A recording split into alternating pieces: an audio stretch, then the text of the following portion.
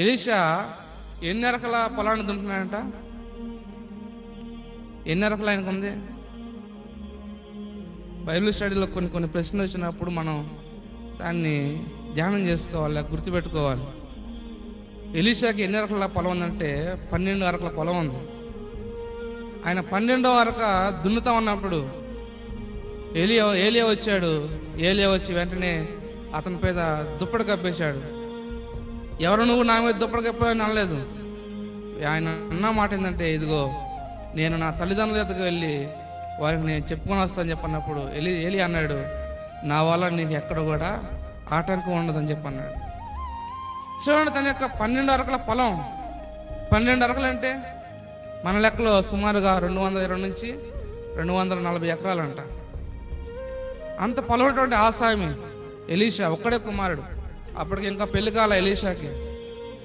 ఎప్పుడైతే ఏలియా వచ్చాడో దేవుడు చెప్పాడు, ఇదిగో అబెల్ మహోలా వాడైనటువంటి షాపాత్ కుమారుడు ఎలీషా వద్దకు వెళ్ళి నువ్వు దుప్పటి కప్పనగానే వెంటనే వెళ్ళాడు.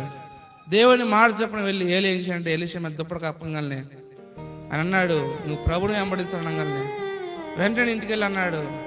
మరి తల్లిదండ్రులకి ఏం చెప్పుకుంటాడు తెలియదు. మరి చూడండి, తల్లిదండ్రులు ఏం చెప్పుకుంటాడు? అమ్మా ఇదిగో నన్ను దేవుడు పిలుచుకున్నాడు, దేవుని యొక్క సేవ కొరకు నేను వెళ్ళిపోతున్నాను చెప్పంటే వాళ్ళకి ఎంత బాధ ఉంటుంది.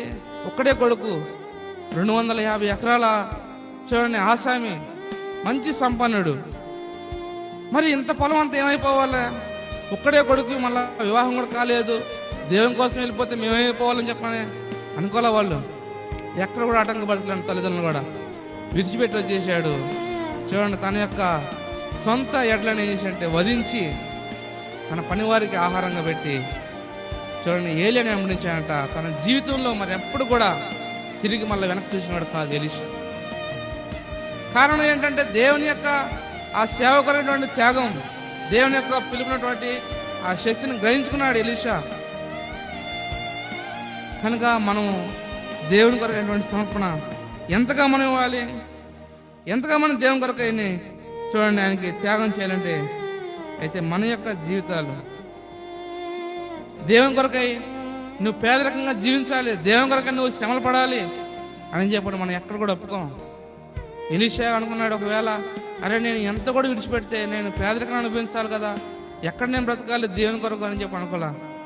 దేవుడు నన్ను పోషిస్తాడు అనుకున్నాను. కానీ ఆయన వెంబడించినప్పుడు చూడండి గొప్ప పరిచర్య. ఏలియా కంటే ఎలీషా అంట 2 అంతల పరిచర్య చేశాడంట.